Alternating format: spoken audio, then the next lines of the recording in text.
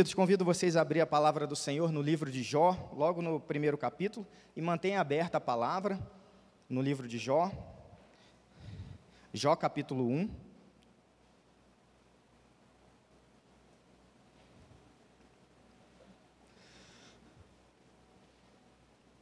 texto vai ser projetado, aliás, a maioria dos textos que eu vou ler nessa manhã vai ser projetado no slide.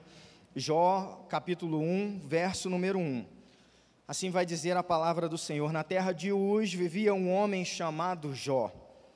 Era homem íntegro e justo, temia a Deus e evitava o mal. Jó era íntegro, justo, temia a Deus e evitava o mal. Glória a Deus. Vamos orar. Pai, muito obrigado pela tua palavra. Pai, ela enche os nossos corações de alegria, de força, de paz, de desejo, ó Pai amado, de ardor de caminhar à frente, de continuar te servindo, de continuar fazendo, ó Pai amado, a tua vontade. E eu peço que nesse momento, essa palavra, Pai, que é do Senhor, meus irmãos não saíram de casa, ó Deus, para ouvir palavra humana, mas a palavra do Senhor, que essa palavra venha penetrar, ó Pai amado, no nosso coração, nos quartos mais escuros da nossa alma, gerando transformação, dando vida, ressuscitando, ó Pai amado, a nossa alma e todo o nosso ser, e que a gente venha, ó Deus, a ser transformado à imagem e semelhança do nosso Senhor Jesus Cristo, e é nesse nome, Pai, nome que é sobre todo nome, que nós oramos, em nome de Jesus, amém. Queridos, quero introduzir minha palavra dizendo que nós vivemos numa cultura de alta performance. A gente vive num mundo de muitas cobranças em todas as áreas. No trabalho você tem que ser o melhor, você tem que ter o maior conhecimento possível, tem que fazer várias especializações, pós, mestrado, doutorado, pós-doc, e não basta você apenas saber também da sua área, você tem que saber de todas as informações do mundo, de tecnologia, de conectividade, de aplicativos e de tudo. Se você é um empreendedor, você precisa ser competitivo, você tem que estar sempre à frente dos seus concorrentes, você tem que estar sempre pensando numa nova estratégia de bater as suas metas, você tem que desenvolver novas habilidades, enfim, você tem que ser o melhor em tudo que você faz. Essa é a cultura da alta performance. A gente também, nessa cultura, a gente precisa ser multitarefa, ou seja, a gente precisa de fazer um monte de coisas ao mesmo tempo.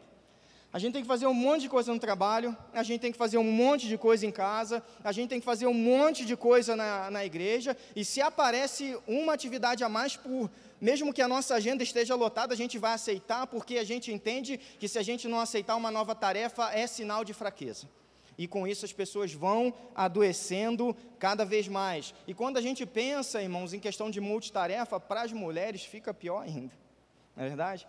Porque a gente sabe que a nossa estrutura social é moderna, a maior parte das mulheres, elas estão aí no mercado de trabalho, e a grande maioria delas vai acumular o trabalho, a vida profissional, com as coisas de casa, né? E aí, além disso, a sociedade também, principalmente a igreja, vai exigir dessa mulher que ela seja a dona de casa perfeita. Ela tem que fazer aquele prato, sabe, de Masterchef, ela tem que cuidar de tudo, né, pastora Angélica? Não pode ter um fio de cabelo no chão, a roupa de toda a família tem que estar tudo bem passadinho, engomadinho, tudo em ordem, ela tem que cuidar dos filhos, estudar para a prova dos meninos, ela tem que levar as crianças para o médico, ou seja, ela tem que fazer um monte de coisa, e tem um cara do lado dela, uma coisa que ela tem que chamar de marido, que não ajuda em nada, sabe? E o camarada é mais como se fosse um sanguessuga, aquele que gruda assim no pescoço e ele não larga,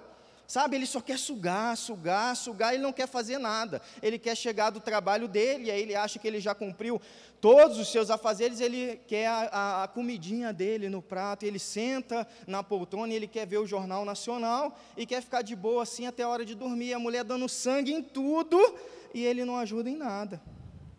E aí ele acha que ele faz isso, sabe por quê?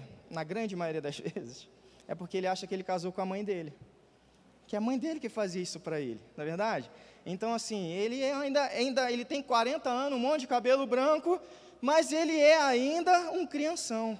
E aí, pasmem vocês, que esse homem na hora de dormir, eu só estou vendo assim, ó, brincadeira, nenhuma irmã está catucando, isso é uma realidade que acontece num universo paralelo. Tá, irmãos, isso não acontece, estou vendo um monte de irmã rindo, isso não acontece, tá, nem na Europa, nem muito menos no Brasil, tá, isso não acontece, é a nossa realidade, isso é uma coisa que, não sei por que, veio à minha cabeça. E esse camarada, depois que ele deita, né, na hora de dormir, lá, né, e aí ele olha para a esposa, o que ele quer, irmãos, ainda? Ele ainda quer um avivamento ainda, irmãos. E esse homem vai ter? Não vai, cara. Não vai. Ele é bizonho demais. Ele não entende que aquilo que ele quer começa muito antes, começa lá na manhã, dando um bom dia para a esposa, perguntando como ela está no meio do dia, ajudando com as crianças, pegando na escola. Ele não entende que é todo um conjunto, né? Eu não posso falar muita coisa, que tem os solteiros aqui e os mais novos também, mas ele quer avivamento e não vai ter. Aí ele faz beicinho, enfim, mas a ideia não é ministrar sobre casamento aqui. Resultado, essa cultura, irmãos, de alta performance, ela vai tornando as pessoas cada vez mais exigentes e vai trazendo prejuízo para os nossos relacionamentos interpessoais. E o primeiro prejuízo é a dificuldade de aceitação, vai ser projetado. Quem é exigente tem dificuldade de aceitar as pessoas. Não aceita. Tem muita resistência. Por quê? Porque essa pessoa tende a focar nas falhas e defeitos das pessoas. Os fariseus, por exemplo, eles se escandalizavam com Jesus porque Jesus acolhia e aceitava todas as pessoas. Como assim? Como que ele come, como que ele bebe com as prostitutas, com os publicanos, com os pecadores? Como que Jesus vive com esse povo de vida torta? O exigente, ele não se relaciona com as pessoas que não atendem às suas exigências e o seu padrão, que está sempre muito elevado. Então, a pessoa tem que, né, olha, para eu aceitar, tem que ser bonitinho, cheirosinho, assim, assado, fazer assim, porque eu gosto disso e tá. E o exigente, ele é cheio de regras. E, queridos, quanto mais a gente vai sendo exigente, mais a gente vai criando uma bolha ao nosso redor que vai impedindo as pessoas de se aproximarem de nós. Isso é um problema para a gente que somos cristãos, porque a gente precisa de ter as pessoas perto de nós, amém? Então, o exigente, ele diz, fica aí. Jesus diz, vinde a mim. Vinde a mim, Zaqueu, vinde a mim, Mateus, vinde a mim, Samaritana, vinde a mim, você que está sobrecarregado, vinde a mim, você que está cansado, vinde a mim, você, mulher adúltera, ou seja, vinde a mim todas as pessoas. O exigente tem outra questão, ele dificilmente libera perdão, porque ele não consegue se colocar no lugar das outras pessoas, entender o ponto de vista, a fraqueza do outro. Ele não tem empatia, ele não tem compaixão, em consequência, ele tem muita dificuldade de perdoar, e se alguém erra com ele, já era, né? Cara, você não tem segunda chance, você não pode violar os padrões e os critérios daquele que é muito exigente, porque você vai rodar no círculo de amizade dele, você provavelmente não vai ter uma segunda chance. Quem exige, na realidade, é aquela pessoa que ela está apegada aos seus direitos, ela quer aquilo que, por justiça, cabe a ela, e aquele que perdoa é aquele que libera, irmãos. Aquele que perdoa é aquele que abre mão. Por último, a pessoa exigente, ela tem dificuldade, né, de se relacionar, porque quem está ao lado dela está sempre em dívida.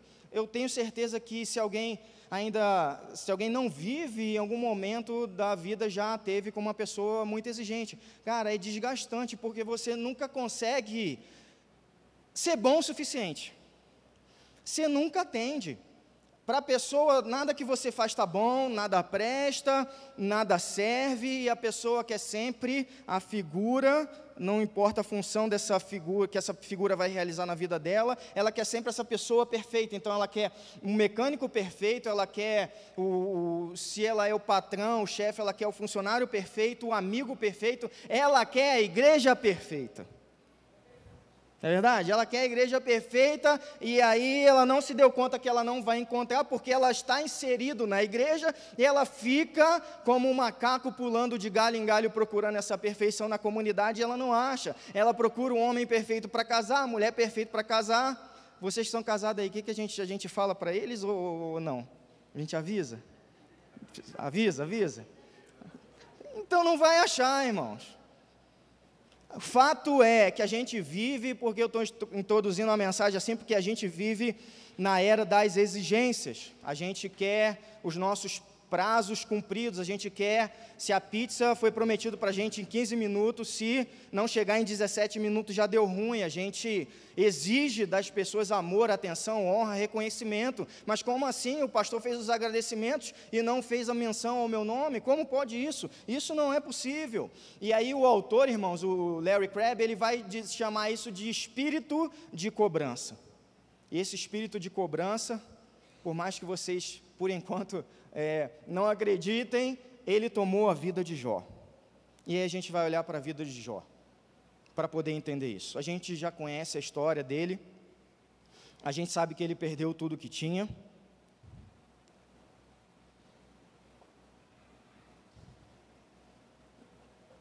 O diabo recebeu o aval, a permissão por parte do Senhor para tirar os bens de Jó, suas propriedades, e também os seus filhos. Tudo aconteceu, você lê ali capítulo 1 e capítulo 2, com calma em casa, é tarefinha, você vai ver que tudo aconteceu muito rápido. Ele perdeu os seus rebanhos, seus empregados, seus filhos, assim, num estalar de dedos. E qual foi a primeira reação dele? Está lá no capítulo 1, vai ser projetado. Ele diz o seguinte: olha, eu saí nu do ventre materno e vou voltar nu. Deus deu, Deus tomou, o quê? Louvado seja o nome do Senhor. E quando você olha uma atitude como essa, você fala assim: cara, eu acho que está a Santíssima Trindade ali, e logo abaixo vem quem? Jó, né? Então assim, cara, que postura é essa, né?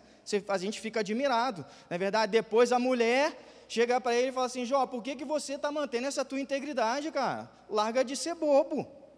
Larga mão disso. Amaldiçoa esse teu Deus e o quê? E morre, né? Também é bom frisar que não foram só a perda dos bens, dos filhos, mas também uma grave doença de saúde Jó teve. E, queridos, a gente vê que até aí, né, o capítulo 2, quando ele fala, aí ele vai dar a resposta para a mulher: ô mulher, você tá maluca, você está insensata, se a gente aceita o bem do nosso Deus, como a gente não vai aceitar agora o mal? E aí ele conclui o verso 10 do segundo capítulo, dizendo: em tudo Jó não pecou com os lábios. Ele não pecou com o quê, irmãos? Com os lábios. Mas e o seu interior? E aí, ele não apresentou com os lábios queixa, revolta, reclamação.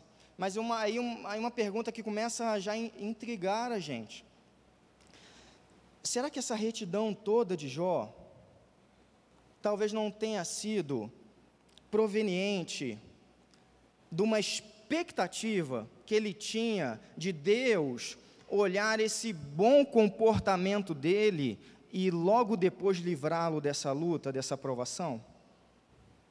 Será que a mensagem que Jó estava transmitindo ao Senhor não era algo mais ou menos assim: Deus, olha, você está vendo, eu saí bem na prova, eu não me queixei, eu não reclamei, agora livra aí, me livra, acaba com essa punição, acaba com esse sofrimento, por favor. Talvez ele tenha falado assim: Senhor, eu aprendi a lição já, eu aprendi, agora assim, dá para trazer minha vida de volta? Minha vida pode voltar a ser normal? E aí, queridos, nesse ponto, entra uma outra variante na história de Jó muito importante, que é o tempo. E aí a gente vai falar sobre o tempo e o sofrimento. Eu pergunto para vocês: será quanto tempo que nós somos capazes de permanecer sofrendo e continuar fiel a Deus? Você já parou para pensar nisso?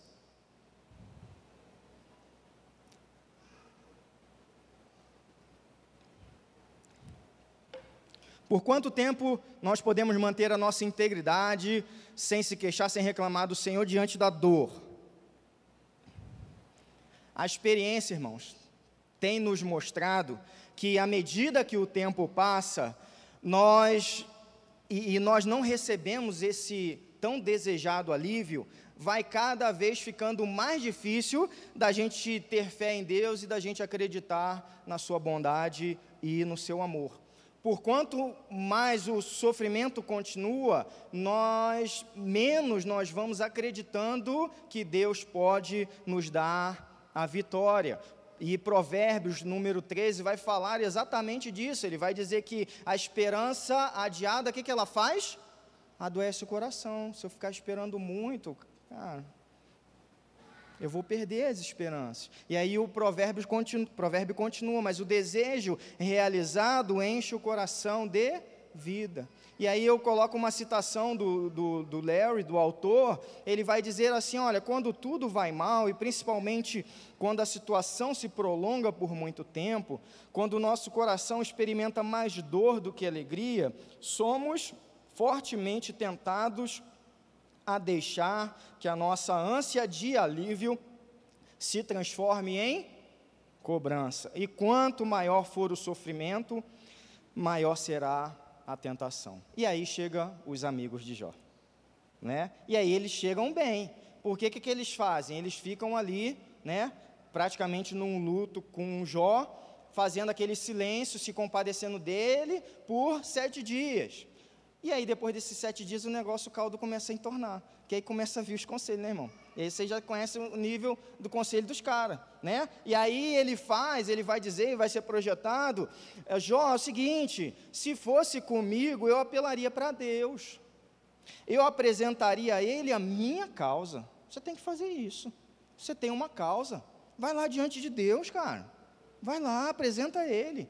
Bildade vai na mesma esteira e continua dizendo, Jó, mas se você procurar a Deus, implorar junto ao Todo-Poderoso, e se você for íntegro e puro, Ele se levantará o quê? Agora mesmo em seu favor, e o restabelecerá no lugar que por justiça cabe a você. Jó, se apresenta diante de Deus, cara, vai lá. Você não é justo, você não é íntegro, Deus vai dar o que você está pedindo.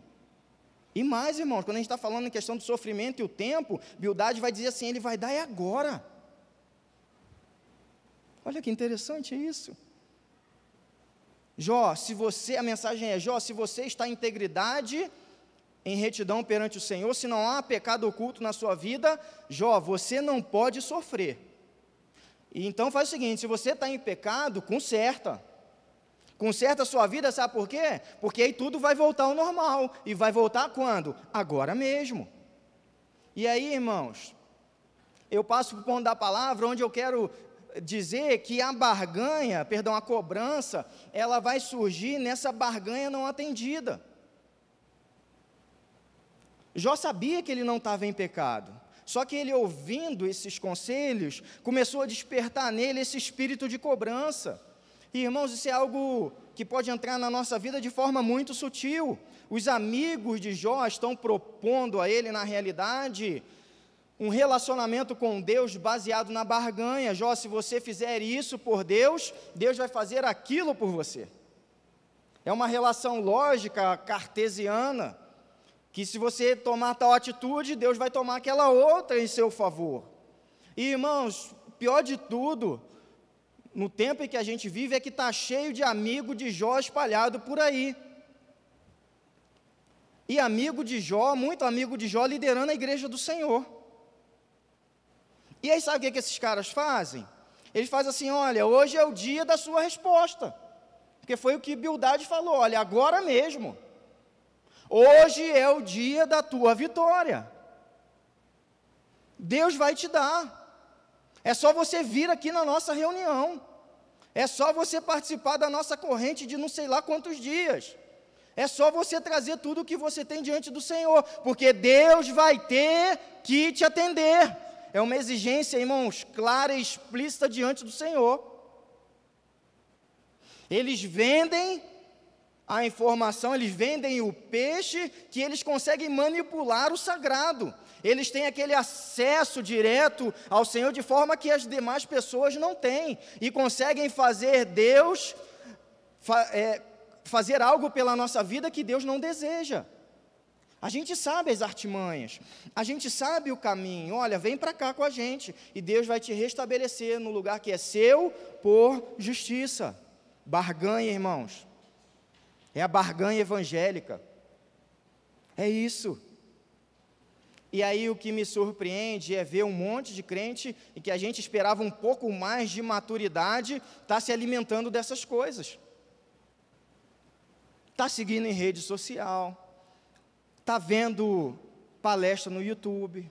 Aí você fala assim, pastor, você está sendo radical, é só um videozinho de 1 minuto lá, um Reels, é só uma palavra no YouTube, irmão, só que aquilo que a gente recebe como informação vai construindo a nossa cosmovisão, vai formando as nossas crenças, e a gente está se alimentando de coisas que estão construindo uma crença falsa na nossa vida.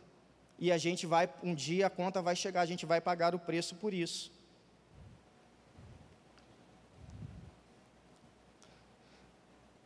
E aí a gente vai alimentando o nosso coração, que se a gente fizer a nossa parte no acordo, Deus vai fazer aquilo que Ele quer que a gente faça. Melhor dizendo, que a gente quer que Ele faça. E a gente vai se alimentando disso. E não é assim, irmãos, a nossa relação com o Senhor. Isso é uma relação falsa. Isso vai trazer prejuízo para a gente. Isso vai fazer a gente quebrar a cara. Quero que os irmãos saibam que eu não estou aqui de maneira nenhuma, irmãos, montando para você um Deus frio, insensível, que não se importa com a sua dor de maneira nenhuma. Pelo contrário, o que a gente tem pregado aqui no púlpito dessa casa é que nós cremos num Deus de amor, de bondade, de graça, de misericórdia, de compaixão, um Deus que sofre ao ver você sofrer. O Salmo 56, o Senhor vai dizer que Ele recolhe as suas lágrimas num odre. Ou seja, na tua luta, tudo que você chora, tem contabilizado o Senhor as tuas lágrimas. Qual é a mensagem? O Senhor está dizendo para você que Ele se importa nos detalhes com a sua vida. Deus ama você. Esse mesmo salmo, esse mesmo versículo vai dizer que Ele registra todas elas no seu livro. A questão aqui, irmãos, que eu quero focar nessa mensagem, é a questão da nossa infantilidade espiritual, de achar que a gente pode ter um relacionamento com Deus, conseguindo dele aquilo que a gente quer, através da nossa justiça própria. E não vai ser assim. E aí começam os argumentos, né? Jó começa, né, tem aquele, tomado por esse espírito de cobrança, ele vai argumentar. E aí eu vou ler para vocês Jó capítulo 13, alguns versículos, vai ser projetado, o Jó vai dizer assim, olha, agora que preparei a minha defesa, sei que serei justificado, eu vou ter justiça. Haverá quem me acuse? Se houver, ficarei calado e morrerei. Chama-me e eu responderei, ou deixa-me falar e tu responderás. Ou seja, ele ainda impõe os termos da conversa que ele vai ter com Deus. Olha, o senhor pode escolher a conversa do jeito que o senhor quiser. Se o senhor quiser falar, eu depois respondo. Se o senhor quiser que eu apresente meus argumentos, o senhor fala na sequência. Eu estou aqui, mas eu vou ser justificado. Quanto aos erros e pecados que cometi, mostra-me a minha falta e o meu pecado. Diante da dor, irmãos, do sofrimento e do conselho dos amigos, Jó, já nesse momento aqui da sua história, ele já estava convicto que as suas exigências eram justas. Por isso ele pediu uma oportunidade na presença de Deus. Ele pensou que seria mais ou menos assim. Olha o capítulo 23. Eu lhe apresentaria minha causa e encheria minha boca de argumentos. Estudaria o que ele me respondesse, ele estava falando sobre Deus, tá, irmãos? E analisaria o que me dissesse. Será que ele se oporia a mim com grande poder? Não, ele não me faria acusações. O homem íntegro poderia apresentar-lhe sua causa, e eu seria liberto para sempre de quem me julga. O que ele esperava de Deus era mais ou menos assim, estar na presença de Deus, e Deus assim, tá, isso é coisa minha, tá, irmão? Deus coçando assim a barba branca assim, falando assim, Jó, eu olhando teus argumentos, cara, você é um cara, que realmente você é um cara justo, eu peguei pesado com você, Jó. Vamos fazer o seguinte, vamos resolver tudo isso, eu vou te dar alívio, tá? Eu vou corrigir esse meu erro aí, e vamos tocar a vida e está tudo certo. Ele imaginava que fosse ser assim, irmãos. Mas só que aí vem a palavra do Senhor para Jó, e a gente vai lá para Jó, capítulo 38, vai ser também projetado. Deus vai dizer assim, Jó, onde você estava quando lancei os alicerces da terra? Responda-me se é que você sabe tanto. Quem marcou os limites da sua dimensão, vai ver que você sabe. E quem estendeu sobre ela a linha de medir e as suas bases, sobre o que foram postas. E quem colocou sua pedra de esquina enquanto as estrelas matutinas junto cantavam e todos os anjos se regozijavam. Quem represou o mar, pondo-lhe portas, quando ele irrompeu do ventre materno. E aí o Senhor começa a quebrar todos os argumentos de Jó, e aí ele começa a perceber que ele não tem resposta para isso. Nenhum de nós tem, irmãos. A grande mensagem do livro é que nem sempre há uma explicação, há uma causa para o sofrimento do justo. A questão é que vivemos num mundo caído, vivemos num mundo que até a própria criação está submetida à influência do pecado. E o nosso Jesus falou assim: nesse mundo vocês vão ter aflições. E aí quando a gente vai para o capítulo 40, a gente percebe que inicia-se uma transformação na vida de Jó.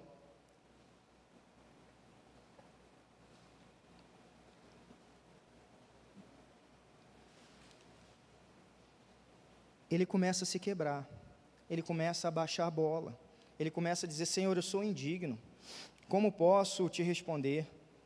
Ponho a mão sobre a minha boca, falei uma vez, mas eu não tenho resposta. Sim, 2 vezes, mas eu não direi mais nada. As cobranças de Jó começam a desaparecer.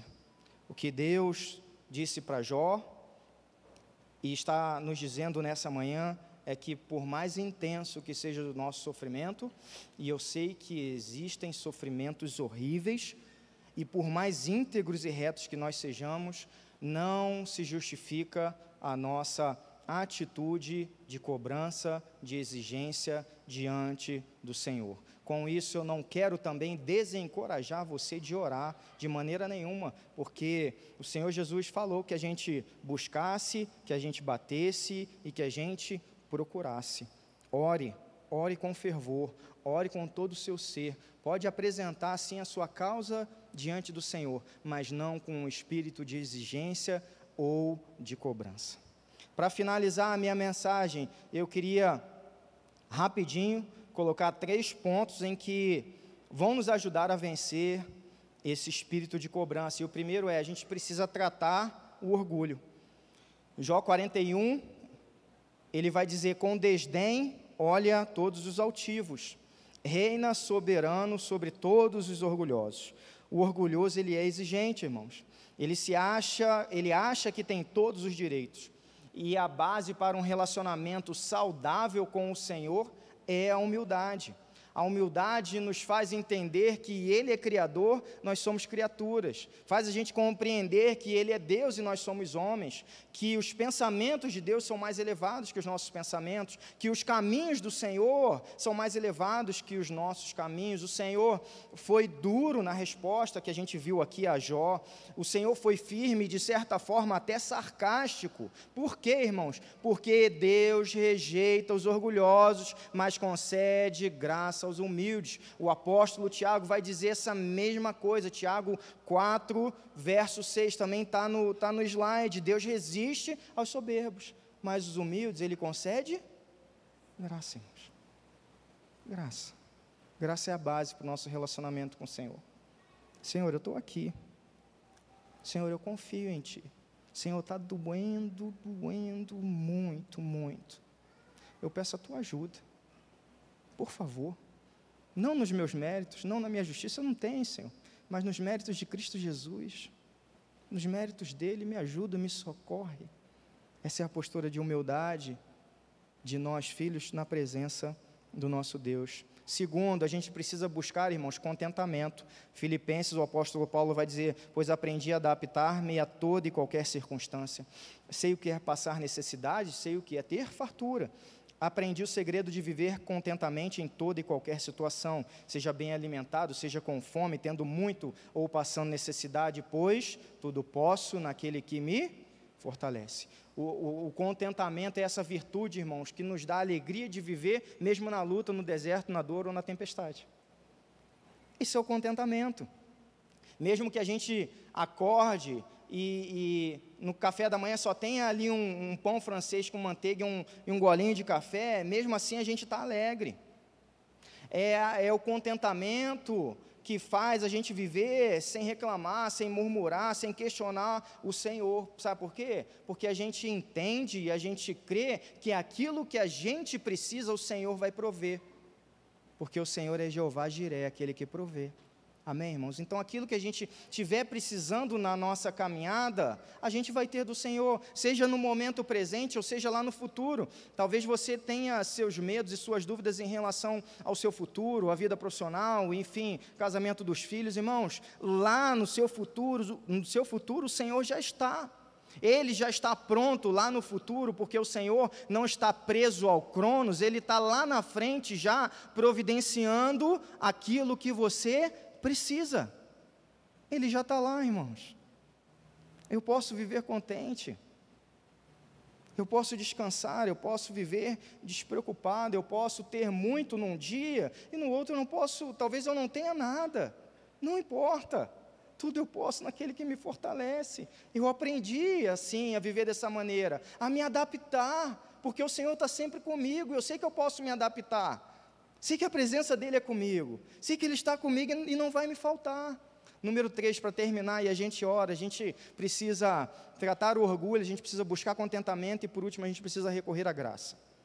E aí eu leio com vocês um trecho de 2 Coríntios, onde o apóstolo Paulo vai dizer: pois foi-me dado um espinho na carne. Esse texto a gente conhece bem, né? Um mensageiro de Satanás para me atormentar.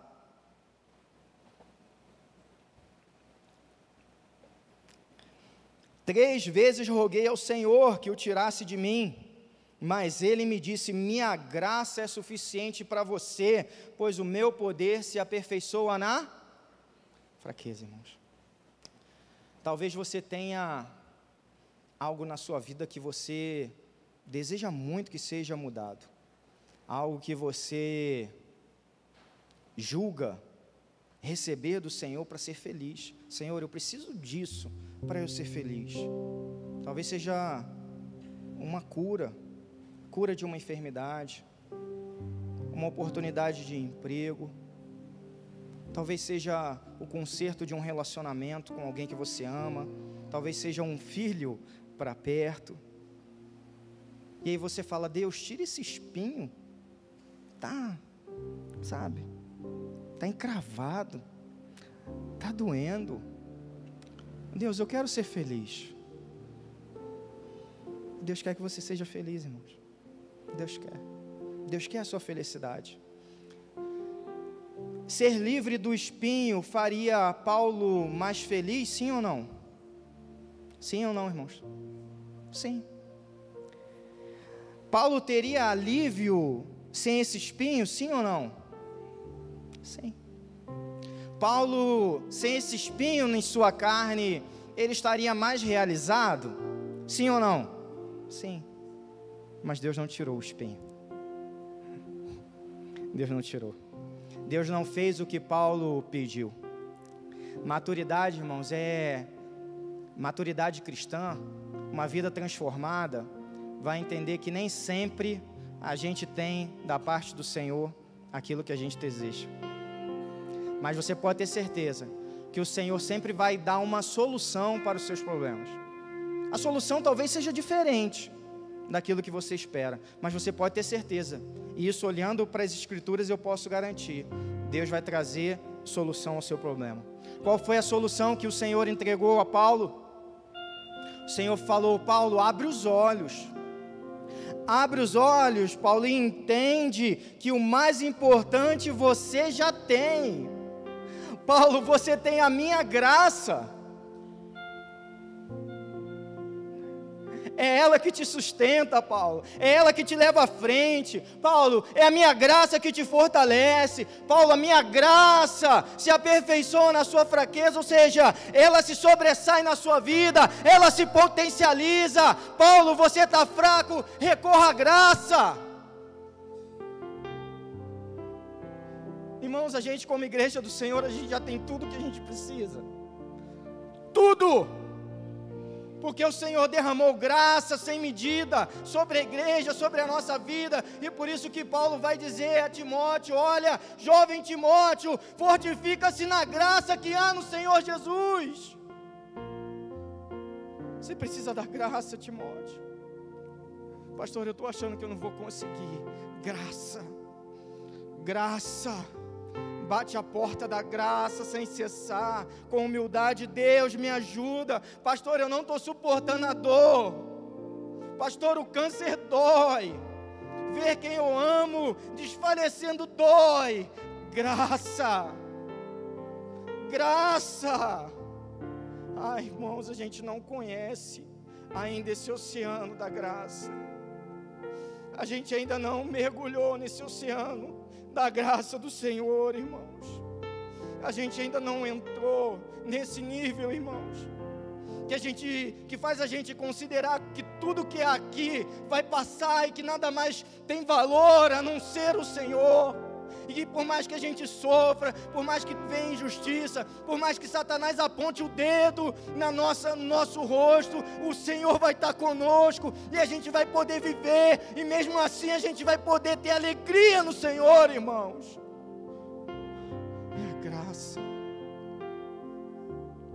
O que o Senhor tem dado para a gente tem deixado de lado. É a graça, irmãos. Fica em pé no seu lugar, em nome de Jesus.